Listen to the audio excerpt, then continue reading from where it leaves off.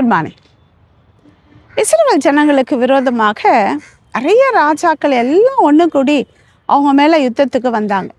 அவங்க எப்படி இருந்தாங்களாம், கடற்கரை மணல் அத்தனையான ஜனங்க வந்தாங்களாம்.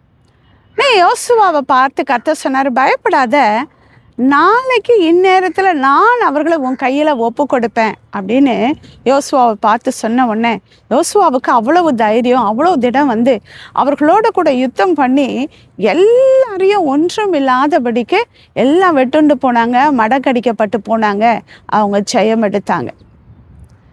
உங்கள் வாழ்க்கையில் கூட உங்களுக்கு விரோதமாக இருக்கிற காரியங்கள் எத்தனை பலவான்களாக இருக்கலாம், உங்களால் சமாளிக்க முடியாததாக இருக்கலாம், இல்லை சூழ்நிலைகளாக இருக்கலாம், போராட்டங்களாக இருக்கலாம், சமாதானம் இல்லாத காரியம் எதுவாக இன்னைக்கு நீங்கள் பயப்படுறீங்களோ, எது எனக்கு இவ்வளோ பெரிய மலையாக இருக்குது, இல்லை நான் கடக்கக்கூடாத பாதையாக இருக்குதுன்னு நினைக்கிறீங்களோ, ஆண்டவர் உங்களுக்கும் சொல்லுகிறார், பயப்படாத, நாளைக்கு இந்நேரத்தில் இந்த காரியங்களை எல்லாம் நான் உன் கையில் ஒப்பு கொடுப்பேன் என்று ஆண்டவர் இந்த நாளில் உங்களுக்கு சொல்லுகிற காரியம்.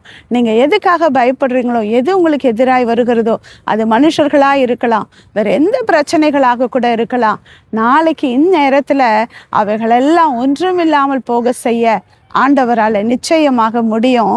நீங்கள் ஆண்டவருடைய பிள்ளைகளாக இருக்கிற பட்சத்தில், அவரை நம்புகிற பட்சத்தில், அவரை நீங்கள் உறுதியாய் பற்றி கொண்டு இருக்கிற பொழுது கர்த்தர் நிச்சயமாக நீங்கள் விசுவாசமாக இருங்க, இந்த பிரச்சனைகளெல்லாம் ஒன்றும் இல்லாமல் போகும். எதெல்லாம் உங்களுக்கு எதிராய் வந்ததோ அதெல்லாம் வெட்டுண்டு மடிந்து ஒன்றும் இல்லாமல் போனது. யோசுவா அவர்களெல்லாம் என்ன பண்ணினாரா தெரியுமா, அக்கினியினால் சுட்டரித்து போட்டாராம். உங்களுடைய பிரச்சனைகள் கூட எவ்வளவு பெரிதாக இருந்தாலும் அதெல்லாம் வெட்டுண்டு விழும், அக்கினியில் எரிந்து சாம்பலாய் போகும் உங்களுடைய பிரச்சனைகள் எல்லாம். கர்த்தர் உங்களை அப்படியாக வழிநடத்தி ஆசீர்வதிப்பாராக. Have a nice day.